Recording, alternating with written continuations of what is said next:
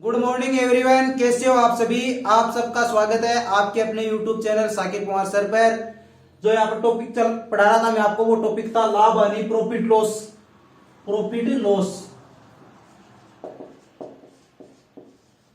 Profit loss में topic आपको यहाँ पर पढ़ा रहा था। अब इसकी 5 क्लासेज हो गई, लगातार 5 दिन से चल रहा है ये टॉपिक। आज इसकी 6ठी क्लास है और भी आगे क्लासेज चलेगी, लगातार क्लासेज चलेगी नॉन स्टॉप। और जिन बच्चों ने पीछे के जो टॉपिक नहीं, पीछे की क्लासेज नहीं लिए, वो पीछे की क्लासेज भी ले लें, क्योंकि इसमें जितने भी क्वेश्चन मैंने आपको सोल्व कराए हैं वो सब क्वेश्चन एग्जाम में पूछे जाने वाले क्वेश्चन है। और अक्सर आप लोग उन क्वेश्चन को गलत कर देते हो। और मैं क्वेश्चन आपसे हमेशा लास्ट के अंदर एक क्वेश्चन पूछता हूँ क्लास के लास्ट में, उस क्वेश्चन का बहुत कम बच्चे आंसर देते हैं, क्योंकि वही बच्चे उस क्वेश्चन का आंसर देते हैं जो लास्ट तक क्लास अटेंड करते हैं और मन लगा करके पढ़ते हैं। तो बहुत कम बच्चे ऐसे हैं कि जो मन लगा कर पढ़ते हैं, बाकी बच्चे तो बस ऐसे फॉर्मेलिटी निभाते। फॉर्मेलिटी नहीं निभानी आप लोगों को। आप जो भी पढ़ो मन लगा करके पढ़ो और सही सही आंसर दो। कोई कमी हो तो पूछ लो कि मेरे में ये कमी हो रही है, मेरे समझ में नहीं आ रहा। पूरी पढ़ोगे तो आपकी कोई कमी रहेगी नहीं। पूरी लास्ट तक क्लास अटेंड करोगे तो आपके किसी भी तरह की कोई भी प्रॉब्लम नहीं रहेगी। आज देखो हम लोग जिस टाइप के क्वेश्चन सोल्व करने वाले हैं वो कौन सा टाइप का क्वेश्चन होगा वो देखिए। कि अगर अपने को वस्तु के खरीदने की रेट दे दे, या कहते हैं कि इसको बेचने की रेट क्या होगी। क्या कह रहा है कि खरीदने की रेट दे दे। यदि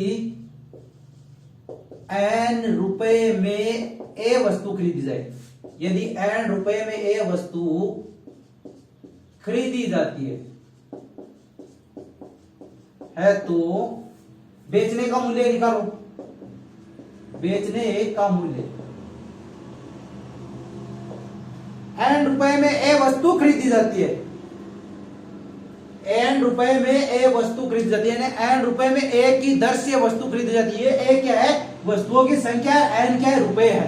n क्या है? यहाँ पर n है रुपए, और ए क्या है? वस्तुओं की संख्या है। तो यह वैसे पूछ रहा है कि अब हमें दे दिया, अगले ने क्या दे दिया हमें कि करिए मूल्य तो हमें दे दिया, सीपी का मान तो हमें अगले ने दे दिया। सीपी का पता है आप सीपी किसे बोलते हैं? हम लोग सीपी बोलते हैं करी मूल्य को। जिस रेट पर वस्तु खरीदी जाती है उसे बोलते हैं सीपी, कॉस्ट प्राइस। ठीक है। अब देखिए एन बटे ए हमें दे दिया, ये सीपी का मान दे दिया। हमें निकालना है किसका? हमें निकालना है बेचने का मूल्य। एसपी का मान हमको निकालना है। तो एसपी का मान कैसे निकालेंगे वो देखिए बच्चों। ये एसपी का मान निकालने के लिए क्या करेंगे? एन बटा ए गुणा 100 प्लस माइनस आर बटा 100। आर क्या है? लाभ या हानि प्रतिशत है ना। लाभ या हानि की प्रतिशत, कि कितने प्रतिशत लाभ पर बेच रहा है, कितने प्रतिशत हानि पर बेच रहा है, वो है आर का मान। तो अगर आपको ये दे दे कि n रुपए में ए वस्तु खरीदी जाती है तो ये बताओ कि इसको बेचने का मूल्य कितना होगा, वो हमको निकालना है कि n रुपए में ए वस्तु खरीदी जाती है तो बेचने का मूल्य कितना होगा। ये निकाल लेंगे हम लोग आसानी से। एन एसपी बराबर एन बटे ए 100 प्लस माइनस आर बटे 100। ये तो हो गया बेचने का मूल्य। अगर आप उनको बेचने का मूल्य दे दे, ये कह दे कि n रुपए में ए वस्तु बेची जाती है तो खरीदने का मूल्य ज्ञात करो, उल्टा दे दे आपको। ये तो क्या कर रहा है? खरीदने का मूल्य दे दिया, बेचने का मूल्य आपसे पूछ रहा है। अगर आपको बेचने का मूल्य दे दे, ये कह दे कि इसको खरीदने का मूल्य क्या है वो निकालिए, तो कैसे निकालोगे वो देखिए। यदि n रुपए में ए वस्तु बेची जाती है, ए वस्तु बेची जाती है, या फिर ए की दर से वस्तु बेची जाती है, ए की दर से वस्तु बेची जाती है। यदि n रुपए में ए की दर से वस्तु बेची जाती है, वो दर मान लो चाहे मान लो कि वस्तु की संख्या तो हमें दी होगी कितनी वस्तु इतने रुपए में बेच रहा है, तो खरीदने का मूल्य ज्ञात कीजिए। तो खरीदने का मूल्य कैसे ज्ञात करेंगे? जस्ट कुछ भी प्रॉब्लम नहीं होगी आपको किसी भी तरह की। n रुपए में कितनी वस्तु खरीद रहा है? ए वस्तु खरीद रहा है, सेम की सेम इसी की तरह होगी। n बटे ए सिर्फ थोड़ा सा चेंज होगा। वो कौन सा चेंज होगा? ये अंदर का मान है 100 प्लस माइनस आर बटे 100, ये उल्टा हो जाएगा। इसका अंश तो हर हो जाएगा और हर अंश हो जाएगा। तो ये कैसे हो जाएगा? 100 बटे 100 प्लस माइनस आर। अगर अपने को खरीदने का मूल्य दिया हुआ हो और अपने को बेचने का मूल्य निकालना है तो कैसे निकालेंगे, एन बटे ए 100 प्लस माइनस आर बटे 100। अगर बेचने का मूल्य दे दे, ये कह दे कि इसको खरीदने का मूल्य निकालना आपको, तो कैसे निकालोगे, सीपी कैसे निकालोगे, एन बटे ए 100 बटे 100 प्लस माइनस आर निकाल लोगे। किसी भी तरह की आपको प्रॉब्लम। अब इस पर क्वेश्चन में आपको एक दो क्वेश्चन कराता हूं जिससे आपके अच्छी तरीके से दिमाग में फिट हो जाएगा। आप लोग इस टाइप के क्वेश्चन कभी भी गलत नहीं करोगे। और बाकी के क्वेश्चन में आपको टेलीग्राम चैनल पर प्रोवाइड करा ही रहा हूं। टेलीग्राम चैनल को सब्सक्राइब कर लीजिए जिससे वहां पर आपको क्वेश्चन मिलते रहे, साथ साथ आपको हस्तलिखित नोट्स भी मिलते रहे। जो है टॉपिक कंप्लीट होगा, टॉपिक कंप्लीट होते हैं आपके क्वेश्चन मिल जाते हैं और साथ में टॉपिक के नोट्स भी आपको मिल जाते हैं वहां पर। अगर मोहब्बत करनी है तो किताबों से करो, जो ना तो कभी झूठ बोलती है और ना ही कभी धोखा देती है। तो ठीक है, आप इस पर एक क्वेश्चन कीजिए जिससे आपके अच्छी तरीके से समझ में आ जाए। क्वेश्चन पढ़िए, 5 रुपए प्रति दर्जन की दर से नींबू खरीद कर किस दर से बेचे जाए कि 50% का लाभ हो। क्या कह रहा है कि 5 रुपए में एक दर्जन खरीद कर, 5 रुपए में एक दर्जन की दर से, 5 रुपए प्रति दर्जन की दर से नींबू खरीदकर किस दर से बेचा जाए कि 50% का लाभ हो। क्या कह रहा है कि 5 रुपए में एक दर्जन, दर्जन का पता आपको, दर्जन में कितने होते, 12 होते हैं, 12। तो 5 रुपए में 12 नींबू वो खरीद रहा है। एन का मान कितना है, 5 है और ए का मान कितना है, यहां पर 12 है। अब हमें क्या निकालना है, इसकी एसपी हमें निकालना है कि किस दर से बेचा जाए। तो एसपी का मान हमको निकालना है, लाभ कितना हो रहा है, 50% का लाभ हो रहा है। तो निकाल दीजिए, कुछ भी ज्यादा हरण नहीं है। सीपी का मान कितना हो गया, 5/12 सीपी का मान हो गया ना। यहाँ पर सीपी का मान कितना हो गया, 5/12। तो एसपी निकाल लीजिए बच्चों। एसपी निकालोगे तो कैसे निकालोगे, 5/12 गुणा 100 प्लस 50/100 इसी तरीके से निकालोगे ना। तो 5/12 गुणा 150 बटे 100, इनको सोल्व करोगे तो 3/2 हो गया, 3/2 हो गया ना। ये 3 का भाग 12 में जा रहा है तो यहां पर 4 हो गए, यहां पर 1 हो गया। तो 5/8, 5 क्या है, 5 तो है रुपए और 8 क्या है दर। 5 रुपए में 8 की दर से, 5 रुपए में 8 की दर से क्या कह रहा है कि 5 रुपए में अगर 8 नींबू वो बेचेगा तो उसे 50% का लाभ होगा। यदि वो 5 रुपए में 12 नींबू तो वो खरीद रहा है और फिर वो 5 रुपए में 8 नींबू बेचेगा तब उसे 50% का लाभ होगा। तो हमें क्या निकालना है, उसका एसपी का मान निकालना है कि कितने रुपए की दर से बेचा जाए कि उसे 50% का लाभ हो। निकाल लिया ना, कहीं पर भी कोई भी प्रॉब्लम नहीं हुई आपको, नहीं हुई। बस लास्ट तक रुके रहना और जो क्वेश्चन आपसे पूछूं उस क्वेश्चन का सही से आंसर बताकर जाना। मंजिल यूं ही नहीं मिलती राही को, जुनून सा दिल में जगाना पड़ता है। पूछा चिड़िया से कि घोंसला कैसे बनता है, वो बोली कि तिनका तिनका उठाना पड़ता है। तो आप लोग लास्ट तक क्लास अटेंड कीजिए और सब क्वेश्चन को ईमानदारी से पढ़िए। जो क्वेश्चन आपसे पूछा जाए उस क्वेश्चन का सही से आंसर दीजिए आप लोग। क्वेश्चन पढ़िए, 5 रुपए में 4 की दर से बेचने पर एक विक्रेता को 25% का लाभ होता है तो उसने किस दर से वस्तु खरीदा। अब हमें क्या दे दिया, बेचने की दर तो हमें दे दी, ये पूछ रहा है कि इसके खरीदने की दर आपको निकालनी है। सीपी का मान हमको निकालना है। तो क्या दिया आपको, n/a का मान दिया है ना, 5/4 लिख सकते हो। क्या कह रहा है, 5 रुपए में 4 की दर से बेचने पर एक विक्रेता को 25% का लाभ होता है तो उसने किस दर से वस्तु को खरीदा। तो लिख लीजिए यहां पर 5/4। अब आगे क्या करना है, जब खरीदने की रेट दी और बेचने की रेट निकालनी हो तब तो क्या करेंगे, 100 प्लस माइनस r/100। पर यदि आपको बेचने की रेट दे दे, ये कहते कि इसके खरीदने की रेट आपको निकालनी, किस दर से वस्तु खरीदा। तो खरीदने की रेट अगर निकालनी हो तो 100/100 प्लस माइनस आर। तो ये हो गया भाई साहब 100/100 प्लस माइनस, अब ये प्लस कितना है 25% का लाभ हो रहा है ना। तो इसको आगे सोल्व कीजिए, 5/4 गुणा 100/125, इनको सोल्व करोगे 25 का भाग दोगे दोनों में, तो ये आ गया 4, ये आ गया 5, ये 5 से 5 कट गया, 4 से 4 कट गया, तो कितना आ जाएगा 1 का 1।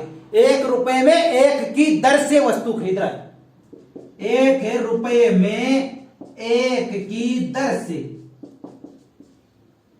तो क्या होगा, तो खरीदने का जो मूल्य है वो कितना है, 1 रुपए में 1 की दर से वस्तु खरीद रहा है। अब आगे के जो क्वेश्चन आपको इसी पर एक क्वेश्चन और कराऊंगा, वो क्वेश्चन थोड़ा सा चेंज होगा, वो आपको जरूर आप उसमें क्यों कंफ्यूज होगे, उसमें नहीं आप लोग तो इन क्वेश्चनों में भी कंफ्यूज होते हो।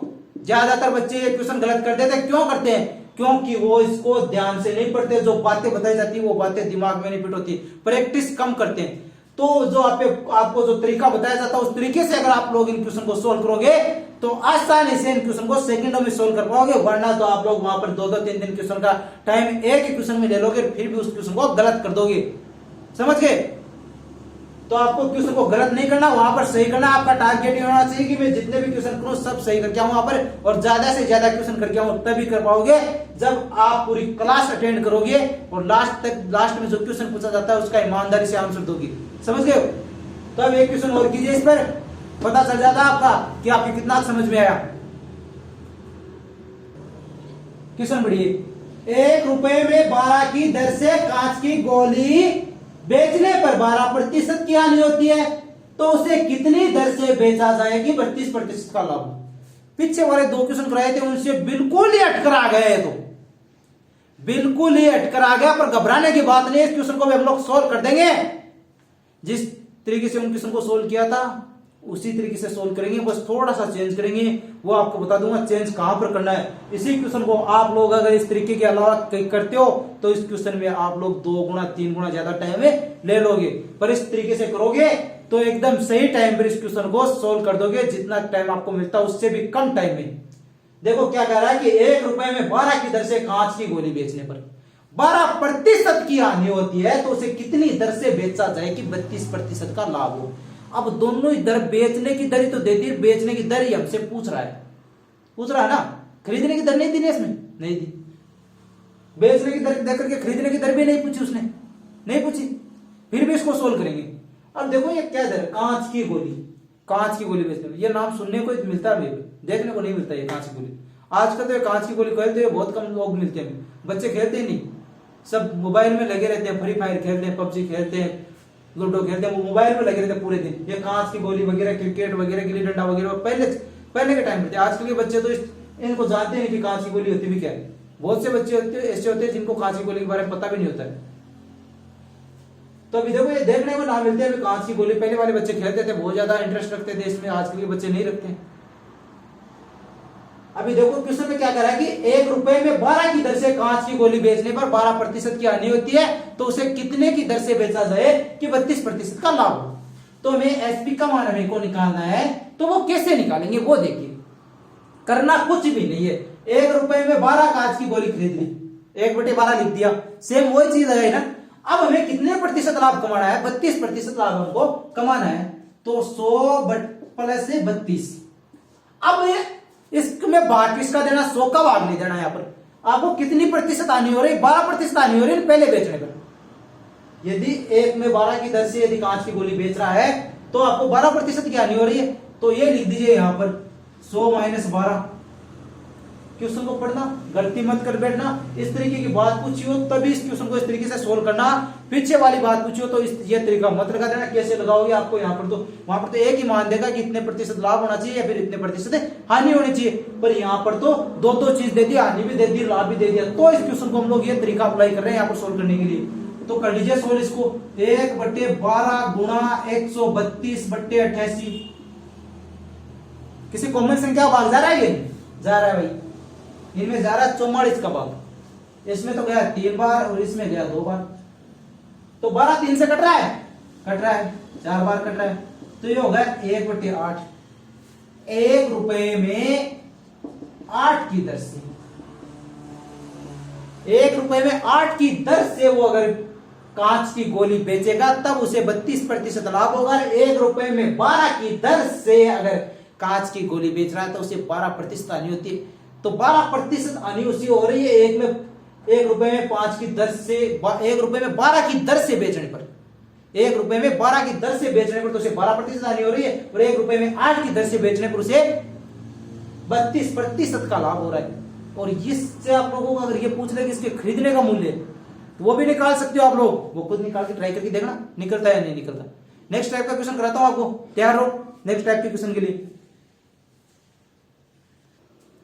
देखिए अब आपसे किस टाइप का क्वेश्चन पूछेगा, यदि लाभ या हानि दिया हो तो वस्तु की संख्या निकालना।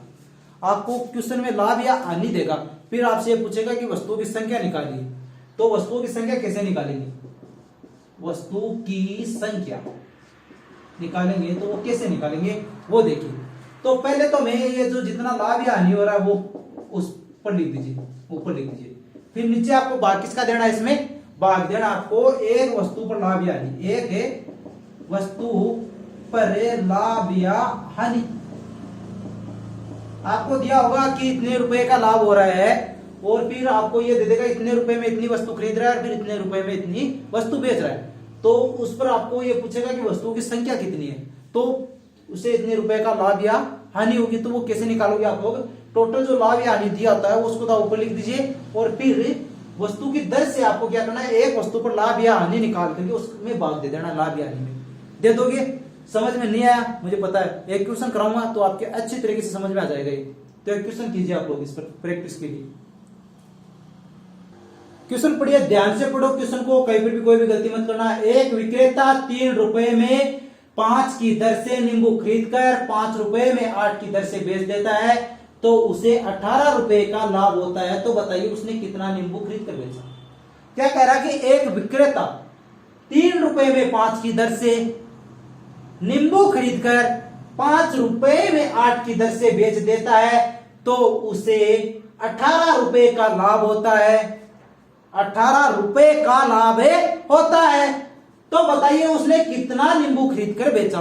तो हमें क्या निकालना है, नींबू की संख्या हमको निकालनी है। तो नींबू की संख्या निकाल लीजिए आप लोग, नींबू की संख्या, नींबू की संख्या निकाल लीजिए। नींबू की संख्या आपको निकालनी है तो टोटल लाभ आपको कितना दिया, ₹18 का उसको लाभ हो रहा है। फिर मैंने क्या कहा था आपको, इसमें भाग किसका देना है, एक वस्तु पर लाभ या हानि का भाग देना है। तो एक वस्तु पर लाभ या हानि कैसे करोगे, तो बेचने की दर में से घटाने की दर घटा दो, बेचने की दर में से खरीदने की दर को घटा दो। तो ये 5/8 है, ये बेचने की दर है। फिर इसमें किसको घटाया, 3/5 को घटा दिया, फिर 18 तो इसमें एलसीएम ले लो और 8 5 एलसीएम लोगे तो 8 में जो 40 हो गया, ये 40 हो गया। तो 5 को 5 से गुणा किया 25, 8 को 3 से गुणा किया 24 हो गया। तो 18/1/40, 40 ऊपर चला जाएगा, 18 के साथ गुणा हो जाएगा ना। तो ये हो जाएगा हमारे पास 18 गुणा 40 है तो 18 चौके कितने होते हैं, 72 होते हैं ना। ये 72 जीरो यहां पर लिख दिया। तो 720 है नींबू। अगर वो 720 नींबू बेचेगा ना इस तरीके, ₹3 में 5 की दर से खरीद करके ₹5 में 8 की दर से बेच रहा है तो उसे 720 नींबू खरीदेगा, तब उसको जाकर के ₹18 का लाभ होगा, तब उसे ₹18 का लाभ होगा। समझ गए। अब एक क्वेश्चन आपको घर पर करने के लिए देता हूं, उस क्वेश्चन का ईमानदारी से आंसर करके बताना कमेंट के अंदर। आप लोग समझ गए, तो क्वेश्चन लिखिए और उसका आंसर बताइए ईमानदारी से। क्वेश्चन पढ़िए, एक फल विक्रेता ने ₹34 में 8 की दर से सेब खरीदे तथा उन्हें ₹57 में 12 की दर से बेच दिया। ₹45 का लाभ कमाने हेतु उसे कितने सेब बेचने होंगे। क्या कह रहा है क्वेश्चन में, ₹34 में 8 की दर से सेब खरीद कर ₹57 में 12 की दर से सेब बेच दिया और उसे कुल कितना लाभ हुआ, ₹45 का उसे टोटल लाभ हुआ। तो आपको क्या निकालना है, सेब की संख्या निकालनी है। निकाल दोगे। पीछे वाला क्वेश्चन जस्ट ऐसे ही किया था, उस क्वेश्चन को देख करके, उस क्वेश्चन को जैसे किया था वो तरीका देख करके इसको निकाल देना, किसी भी तरह की आपको प्रॉब्लम नहीं होगी। आज की क्लास पसंद आई है तो वीडियो को लाइक कर दो, चैनल को सब्सक्राइब नहीं किया तो चैनल को सब्सक्राइब करके बेल आइकन को दबा दो, जिससे आपको नोटिफिकेशन टाइम टू टाइम मिलते रहे। क्लास का टाइम वही रहेगा सुबह 6 बजे। तो मिलते हैं फिर कल सुबह 6 बजे। आज छठी क्लास है, कल 7वीं क्लास होगी। लगातार क्लासेज इसी तरीके से चलती रहेगी और अपने दोस्तों के साथ भी शेयर करो, जिससे वो भी लॉकडाउन में पढ़ सके। मिलते हैं फिर कल सुबह 6 बजे।